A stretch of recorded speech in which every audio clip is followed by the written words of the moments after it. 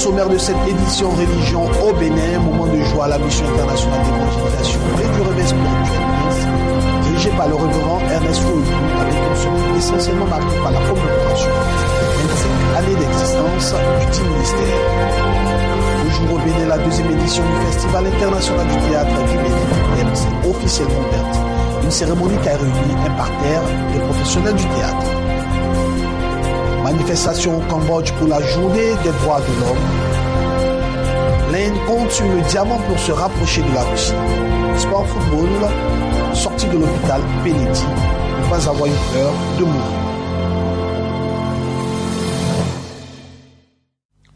Madame et monsieur, bienvenue à cette édition d'information que nous ouvrons par la religion au Bénin, comme annoncé dans les titres, moment de joie à la mission internationale d'évangélisation et du réveil spirituel en abrégé MIRS, dirigé par le révérend Ernest Ouénou, avec une semaine essentiellement marquée par la commémoration des 25 années d'existence de la dite mission. À cet effet, un dîner d'action de grâce a été organisé pour reconnaître les bienfaits de l'Éternel. Une belle cérémonie s'est tenue en présence de plusieurs serviteurs de Dieu, particulièrement le docteur Sylvain Aïssi Ndré, père spirituel du révérend Ernest Ouénou. Suivons ce reportage signé Béni TV Bénin. La mission internationale d'évangélisation et du réveil spirituel MIAS a poursuivi sa semaine de reconnaissance à Dieu pour les 25 ans d'existence sur le territoire béninois par un dîner d'action de grâce. Le père spirituel du fondateur, présent à cette occasion, a partagé son témoignage par rapport à la mission de Dieu. À 16 ans, je prêchais l'évangile. Et jusqu'à aujourd'hui, je continue de prêcher l'évangile. Ce que j'aimerais vous dire sur Ernest, c'est qu'il a été un bon disciple. Je me suis même permis de crier sur lui, je vous dis ça, parce qu'il y a une chose qu'il avait faite que je ne comprenais pas. Et j'ai levé le ton. Il a essayé tout doucement de me faire comprendre que voilà la raison qui l'a motivé et tout ça là, avec le sourire aux lèvres. Donc ça m'a... C'est dans l'union et dans la fraternité que les membres et le président fondateur de la MIAS ont procédé à la coupure du gâteau d'anniversaire. Ce fut un plaisir et une joie partagée pour le docteur Aïssi Ndré Sylvain, le père spirituel du fondateur, et le président d'organisation, le bishop Josué Aounou. Je trouve la mission à la gloire de Dieu et je suis vraiment content de voir que des âmes se sont converties et marchent avec le Seigneur. Que Dieu permette à mon fils, aux fils, aux petits-fils, aux arrière-petits-fils et filles d'aller au-delà de ce que nous on a pu faire. C'est vraiment une joie pour moi, une joie immense. Je suis satisfait de ce que Dieu a fait et je crois qu'il veut faire encore plus dans nos vies. Il y a encore de l'espoir. Le président fondateur de la dite mission n'a pas hésité de partager ses impressions à la réussite de cette soirée et au bilan positif enregistré dans 150 églises sur tout l'étendue du territoire. Le Seigneur m'a parlé en ces termes: retourne et mets-moi le Bénin sur une montagne. Retourne et mets-moi le Bénin sur une montagne, car on n'allume pas une lampe pour la mettre sous le boisseau, mais on la met sur la table afin qu'elle brille et qu'elle éclaire toute la maison. Un village situé sur une montagne ne peut se cacher. Retourne. Voici la mission que le Seigneur m'a confiée. J'ai pris le temps de me consacrer à la formation de ces quelques 11 personnes, 12 personnes qui étaient avec moi. Et puis, ensemble, nous avons commencé à aller dans le champ. Et voilà, aujourd'hui, le résultat, c'est plus de 150 églises locales implantées dans notre pays en 25 ans. Cette semaine de reconnaissance à Dieu prendra fin avec un culte d'action de grâce en l'honneur au Seigneur pour sa protection et conduite durant ce quart de siècle.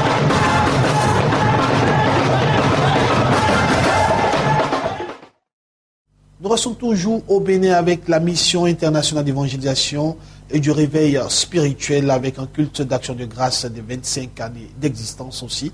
Un moment particulier qui a été une occasion pour honorer les membres de la MIRS qui accompagnent le bishop Ernest Ouénou dans l'accomplissement de la vision. Au nom de la MIERS et au nom du président fondateur, nous voulons vous souhaiter la bienvenue en cette salle. C'est en ces mots de bienvenue que le peuple de Dieu a été accueilli à ce culte d'action de grâce des 25 ans d'existence de la MIERS, Mission internationale d'évangélisation et du réveil spirituel au Bénin. À cet effet, les hommes et femmes de Dieu ont été honorés pour leur acceptation et croyance à cette mission. Grande était leur joie en ce jour. Dès le départ, nous avions parlé par rapport à la MIERS, l'unité dans la diversité. Tout ce que le Seigneur a pu faire par cet homme qui nous a accordé la grâce de côtoyer, de soutenir du nord au sud, de l'est à l'ouest. De toute façon, moi, particulièrement, je suis tellement contente. Pour tous ces 25 ans, le Seigneur a glorifié son nom. Et depuis une semaine, le Seigneur a confirmé. Il a donné vraiment son approbation que sincèrement, cette œuvre vient de lui. Donc, en tant que fils, nous avons le devoir de l'entourer et de lui apporter les honneurs qu'il faut. Sinon, Malachie 1, verset 6, un fils honore son père. Nous ne sommes pas une génération spontanée, mais nous avons un père. Comme Nathan le dit clairement, celui qui a un père a des repères.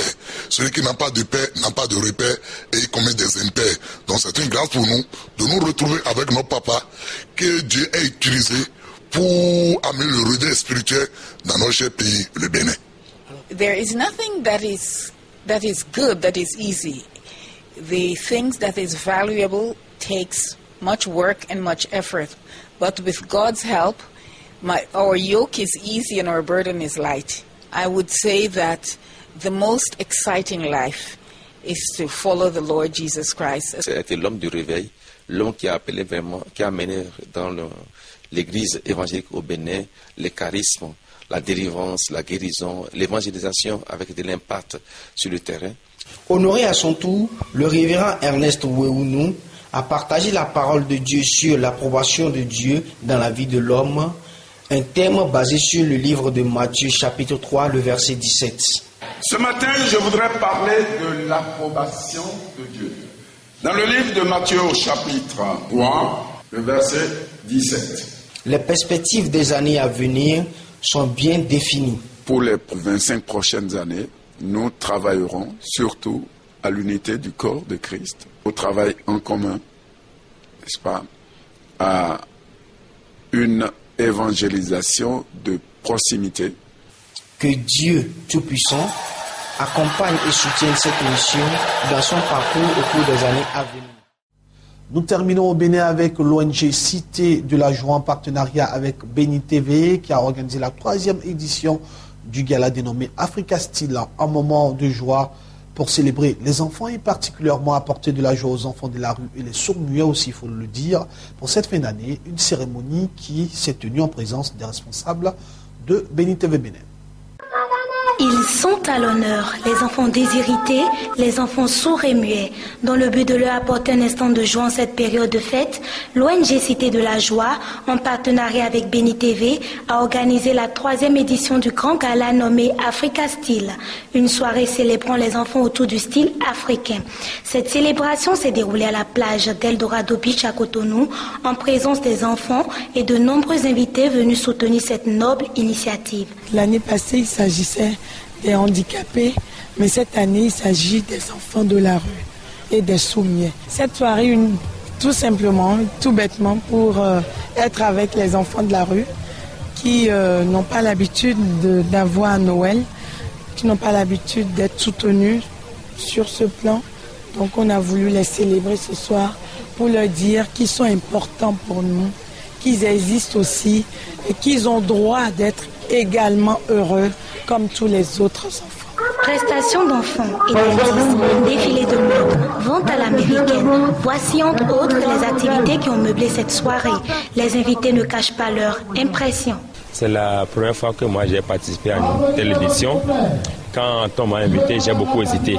Mais quand je suis venu ce soir, j'ai découvert que c'est une bonne initiative et que vraiment, l'année prochaine, je verrai combien de fois je serai plus présent à cette édition. J'ai accepté d'être marraine de cet événement parce que J'ai un cœur pour les enfants laissés pour compte parce que Jésus nous a appelés pour cela. Il est amour et il a demandé de démontrer l'amour à tous ceux qui en ont besoin. Je suis arrivé de la Turquie et une fois entré à la place cérémonie, que j'ai aimé beaucoup. À ce dîner de partage, la responsable commerciale de Béni TV Bénin a présenté en quelques mots la chaîne. Béni TV est une chaîne de télévision panafricaine d'obédience chrétienne basée à Accra au Ghana, ayant pour objectif de répandre l'évangile de Jésus-Christ. La chaîne de télévision Béni TV s'intéresse également à la promotion de toutes sortes d'activités pouvant contribuer à l'amélioration des conditions de vie des humains sur la terre. Pour les enfants, cette soirée demeure la plus belle de toutes. C'est pour ma première fois de participer à cette soirée. J'ai aimé ça. Cette célébration de l'enfant africain s'étendra sur 2 jours et prendra fin par un pique-nique et barbecue. Au programme, différents jeux. Que Dieu bénisse ce programme.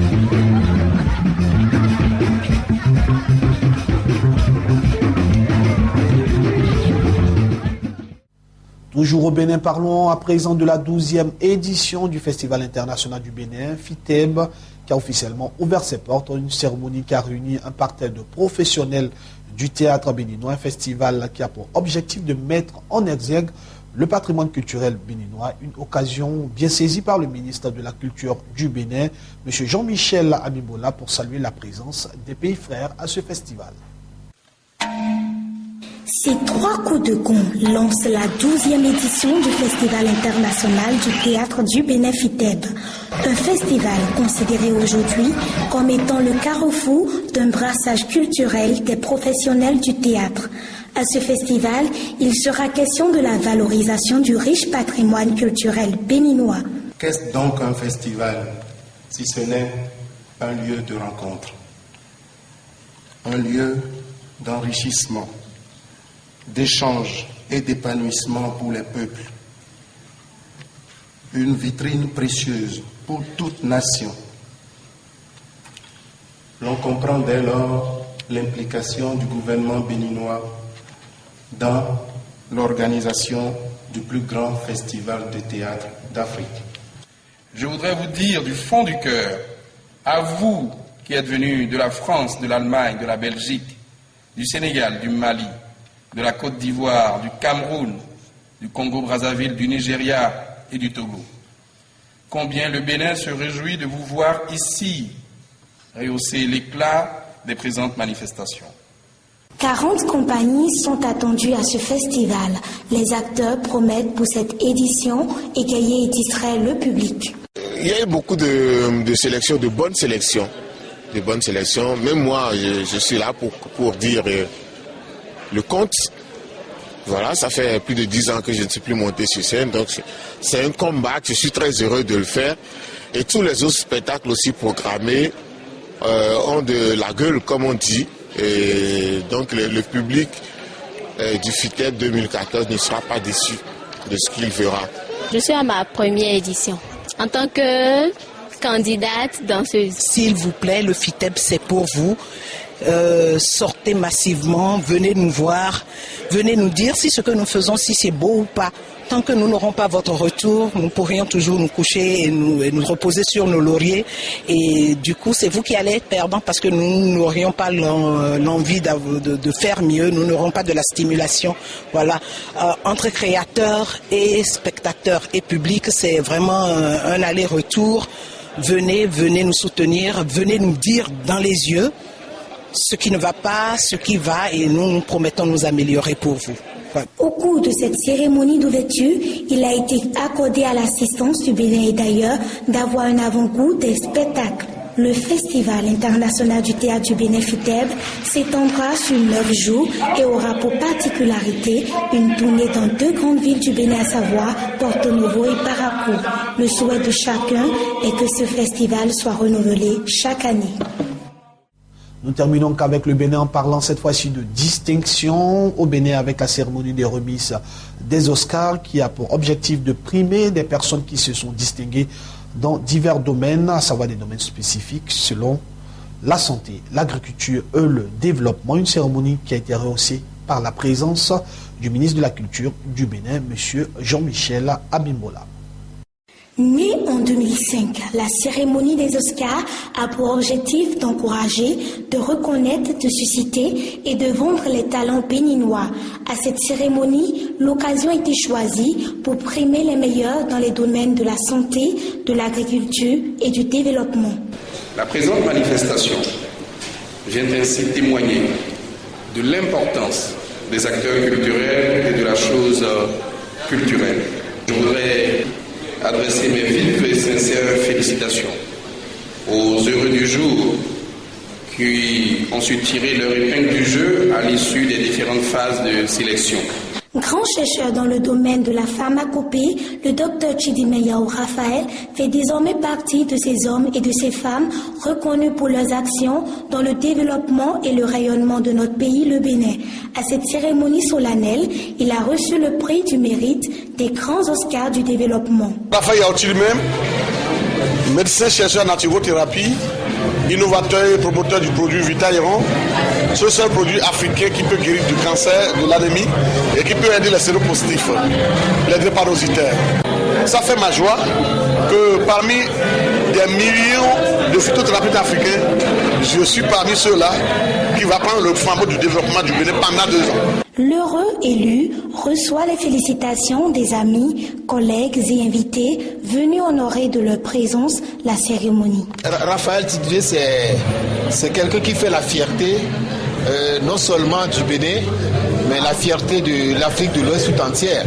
Parce que ces initiatives et ces produits sont des produits qui aujourd'hui ont fait la preuve d'efficacité.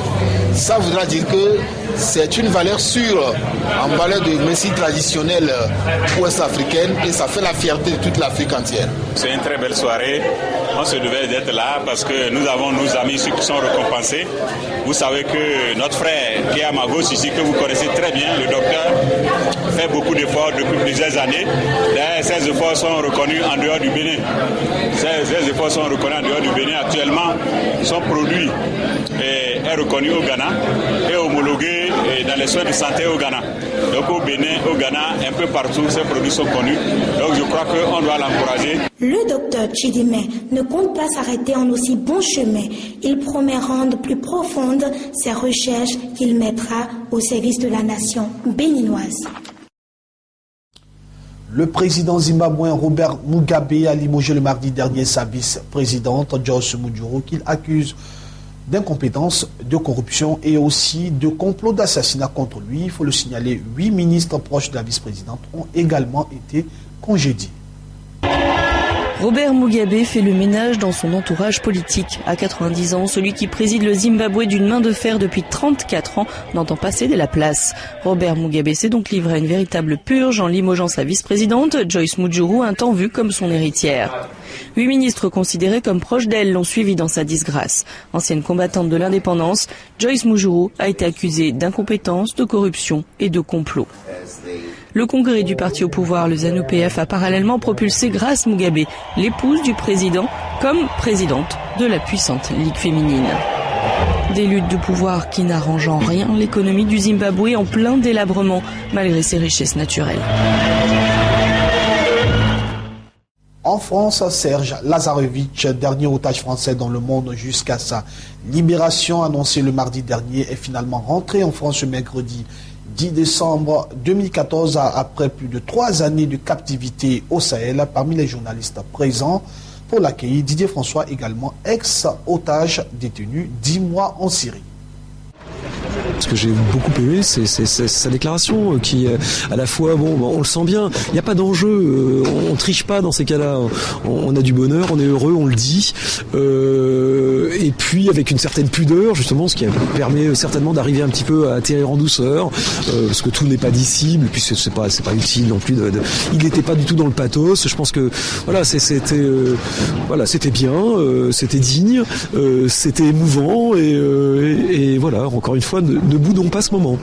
Donc évidemment, on vibre aussi, on comprend l'angoisse de ses proches, de sa fille. Parce que, voilà, elle résonne avec l'angoisse de mes parents et de la femme que j'aime. Et puis moi, je comprends lui aussi qui, depuis le premier jour de sa détention, pense ou rêve ou espère cette sortie, tout en sachant qu'il y a zéro garantie. Honnêtement, 3 ans, ça demande un moral d'acier. Non, je suis très impressionné parce que franchement, déjà 10 mois et demi, ce que je disais, ça paraissait l'éternité, mais 3 ans, c'est terrible. Enfin, pour la première fois depuis presque une dizaine d'années, on n'a plus d'otages français à l'étranger. C'est quand même là aussi la fin c'est une belle fin de parenthèse entre guillemets, en espérant que ça durera. On n'a pas de garantie non plus là-dessus, et je pense que là-dessus le président a raison d'insister sur faire attention à la prise de risque. Mais oui, on va quand même pas bouder notre bonheur et notre joie. En Inde, l'industrie diamantaire indienne veut convaincre la Russie d'accroître ses exportations directes de diamants vers les ateliers de taille indiens. Lors de la visite de M. Poutine, nous aimerions avoir de bonnes nouvelles de la Russie. Du groupe minier public Alrosa, nous voudrions qu'il donne davantage de contrats à long terme aux entreprises indiennes pour que les échanges commerciaux entre l'Inde et la Russie puissent se renforcer. Ce serait une situation gagnant-gagnant pour tout le monde, pour l'ensemble de l'industrie indienne de la joaillerie et des pierres précieuses. L'Inde est reconnue mondialement pour l'importance de son volume de production et non pour la qualité de sa production.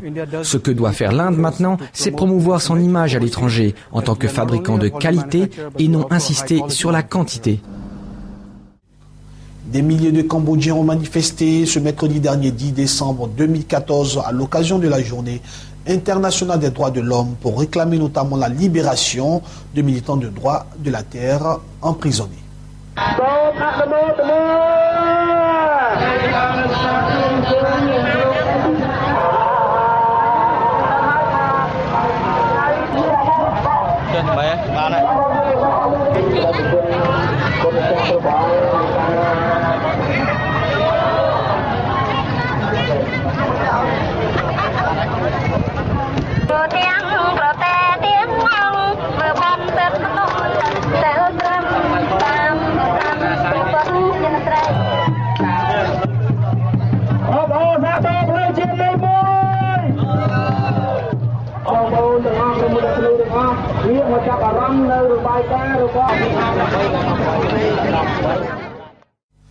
Terminons cette édition d'information par le sport, précisément le football comme annoncé dans les titres. Pelé, sorti de l'hôpital, a dit ne pas avoir eu peur de mourir à 70 ans, souriant, enfin quitté l'hôpital où il était soigné depuis quelques jours pour une complication rénale qui inquiétait le Brésil, mais aussi tout le monde entier.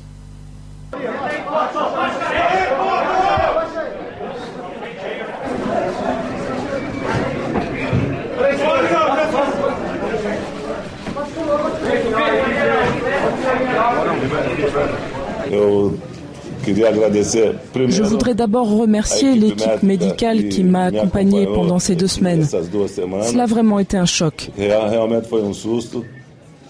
Mais grâce à Dieu, je suis bien. Je récupère.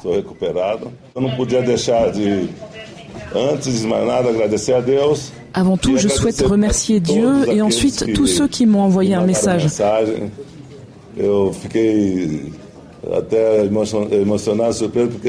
J'étais très ému parce que j'ai reçu des messages de Chine, du Pakistan, de presque tous les pays d'Europe.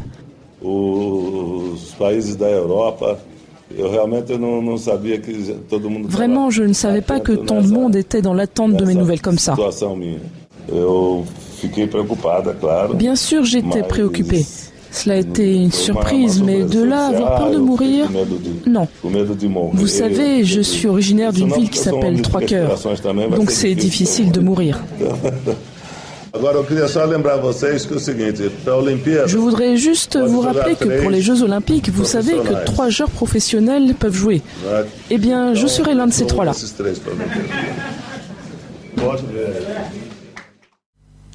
Madame et monsieur, j'ai été très heureux d'être en votre compagnie pour ce journal. Bonne suite de programme sur le Blessing Channel.